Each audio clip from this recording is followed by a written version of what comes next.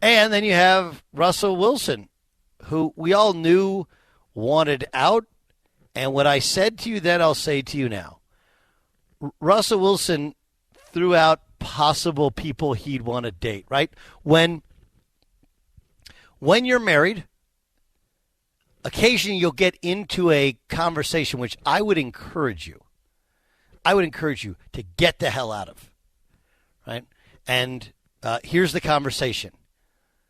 If you had a list, that dream list scenario of people you would like to have one night with, just your hall pass list, who would it be? I am telling you right now, do not take the bait, men.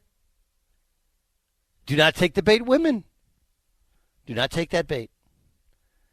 Because late at night, when you're really starving and you haven't been feeling well, and you say, hey, could you make me something? I don't feel great. Well, why don't you have Halle Berry make you something? Right? That's essentially what Russell Wilson did last offseason. I don't want to be traded, but if I did, let me tell you some teams that I'd like on my list. Right?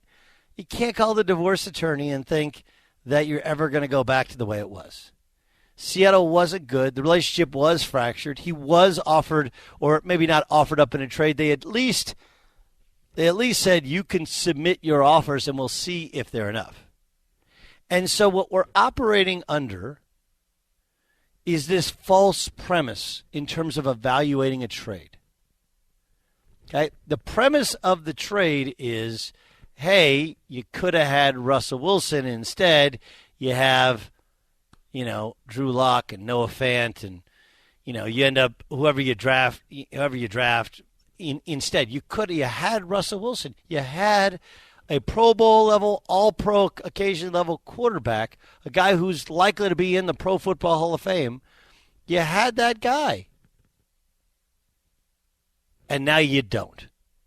And that's a reasonable premise. Here's why it's false. Because you only trade Russell Wilson if Russell Wilson's not going to play for you anymore. If Russell Wilson's done there. And while the demands weren't made public, the very strong likelihood is last year it was floated. Last year there was the dream scenario. Last year there was the list. And this year it's, look, we're done here. You guys figure it out. And Seattle waited perfectly. They waited till Rodgers recommitted to staying in Green Bay. And then I would guess you played the Washington football team off against the Denver Broncos and got as big a compensation as you're ever going to get. But what's happening is we're judging the trade. Well, you gave up on Russell Wilson. Like, look, Russell Wilson was done. It's the same as when Tom Brady left New England. Talk to anybody. They'll tell you, like, Tom Brady was not coming back to New England. Period. Stop. So, things are interesting. Things are actually fascinating. Dan Beyer, you're a Seahawk fan. This is the end of an era. What do you think? I don't mind the trading of Russell Wilson. I think I'm different than some Seahawk fans in that regard. It's just the actual return on what they got. And I know it's not apples to apples. The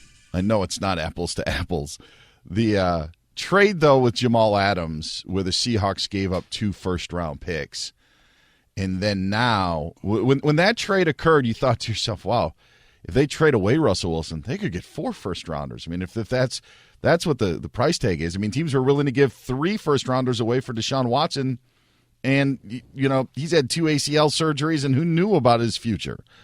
And so not to only get 2 first-round picks, and I know that there's additional second-round picks and players, but Drew Lock is worth nothing in the deal. He's not going to be the quarterback in Denver, so you just put him in and maybe play him in Seattle, but I don't add any value to that. Noah Fant was a first-round pick 3 years ago. I think he's a decent tight end, but I don't love the return. I don't love the return. Tell me what they could have gotten that was better. Well, I said 3 first-round picks or 4 first-round picks would be the asking price that I at least would ask for, or if something to reset the organization. Remember, they're already starting behind the 8 ball without a first-round pick this year. So now you're kind of going down the road, and I was going to jot it down on paper, but the return of Russell Wilson and Jamal Adams, like that now has become more of an even swap than you would actually think.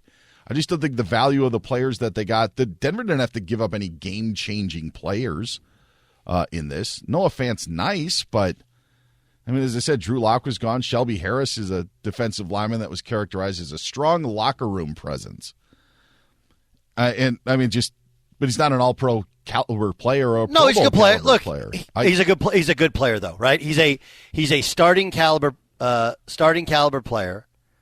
You know, he's a starting caliber player on your offensive line. You get a starting tight end, a starting offensive lineman, and a guy who's been a starter at quarterback. Who again, I don't love. There's zero value in Drew Lock. There is zero. I disagree there. Okay, I mean, like he wasn't going to play in Denver, so what? So he would have to leave anyway. So it's just you throw him into the deal. Like if you're going to bring in Russell Wilson, there's no value for Drew Lock. Wait. So if you're going to draft in the first round, right?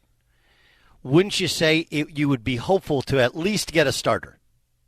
Oh yeah, correct? Absolutely. Okay, you got two, and you got 2 first-round picks. And you got 2 second-round picks.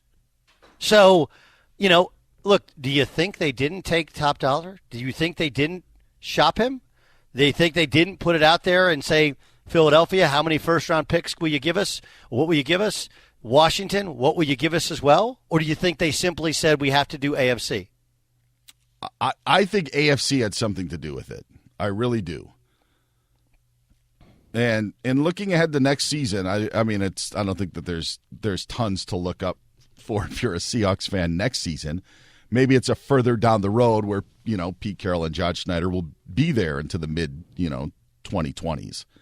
But I just don't, after a decade long of being in that picture, and again, I'm fine, Doug, with the trading of Russell Wilson. Like, that premise is fine. I just wish that there would have been, I don't know, Jerry Jeudy's name was thrown around in the Green Bay talks, and not that Seattle needs another wide receiver, but it was just that was the caliber of name that was being thrown about. Jerry Jeudy hasn't been good, by the way. Just like he has not achieved nearly what the hype was. I would agree with you on Fant.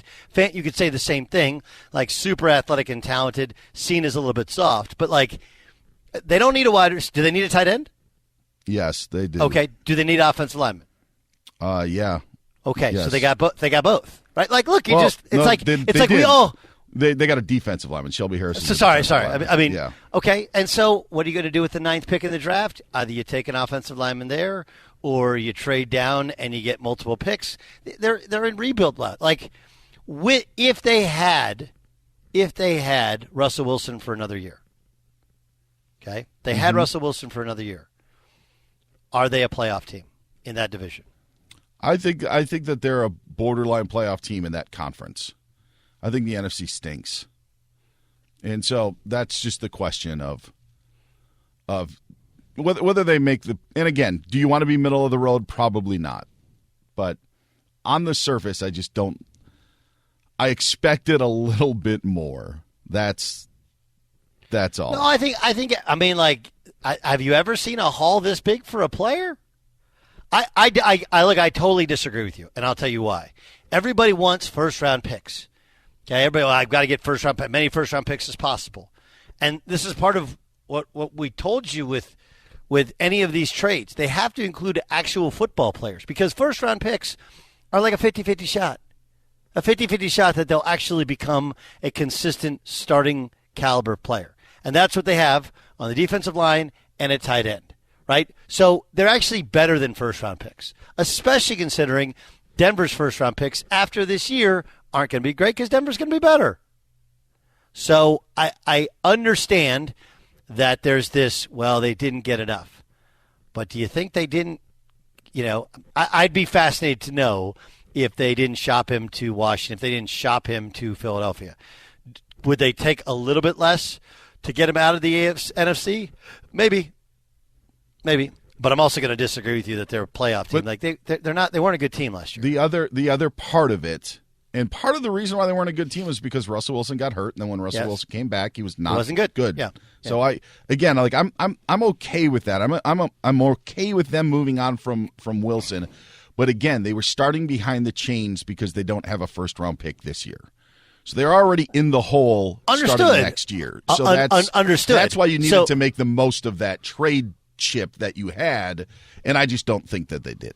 Okay. I mean, the people I talked to in the NFL thought otherwise, but now you're going to play that card with me. The other NFL people, you ask for my opinion, I give you my opinion, and then you throw the people in the NFL tell me I'm wrong. That's Bush League. Well, it's not Bush League, and I was about to give you the logic why. I think I'm getting the rap from Jason Stewart. No, it's not Bush. It's the logic why is in terms of would you like to create a great offensive lineman and draft one and a bunch of first-round picks? Like, okay, so let's just say, again, in your dream scenario, let's take Philadelphia's first-round picks. Okay, we'll take all of Philadelphia's first-round picks. Again, the percentage of hit rate of first-round picks is 50-50. Okay, now that doesn't mean that you're not correct in terms of, like, look, it's not like anybody walks in with a Shelby Harris jersey on, okay, or a Noah Fant jersey on. But they have shown themselves at least to be, like, Shelby Harris is a good player, like probably just below a Pro Bowl type player. That's a good player. Okay, Noah Fant, it's a good talent, and it's a position of need. So those are more valuable than another first-round pick. And then you said, 4 first-round picks? Is that what you 3 to 4? Yeah, I was just throwing that number out there. Yeah. Okay, so they got 2, and they got 2 guys who are as or more valuable than any first-round picks outside of like a top 5 pick that you weren't going to get anyway, because Denver's not going to ever have a top 5 pick, right? I would rather roll the dice that those other first-round picks were to work out or to be that next level of player than to accept what they got at that level. Okay, and then the other part to it is you are dismissing that they have 2 second-round picks, including this year's second-round pick, which is the 42nd pick, which is, it's like a 1.5 in terms of first round. Like, that's a high-level second-round pick. We don't know the exact numbers. Denver did have 2 this year, so because they have the Rams. I'm telling you from my the source. It's the people of the NFL that it's 40. 42nd. Yeah. Okay. So it's the 9th pick, the 42nd pick, the 4th-round pick. And then the first next year, the second next year, Noah Fant, Drew Lock, Shelby Harris. And look, I'm not a Drew Lock fan. I know Denver wanted him out of the building. I understand that. Okay? But he makes no money. He has been a starter.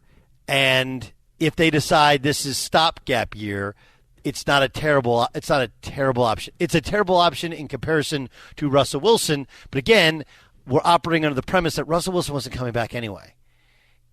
He wouldn't come back anyway. Like that relationship was over. So there is where I don't believe, and I could be wrong, that they didn't take top dollar. This is, a lot of people point this out about DeAndre Hopkins, and look, when they made the trade for, you just mentioned it, from New York Jets, Jamal Adams. Jamal Adams. Yep. I told you, we both said that's a terrible trade. It's bad, overspent, on a need, and then the guy wanted a huge contract, and of course they acquiesced. But I don't think it would be fair, if you're just judging this trade, to put that trade as a part of this trade. That trade was bad. This trade was good. Good, especially considering you had an asset that didn't want to return.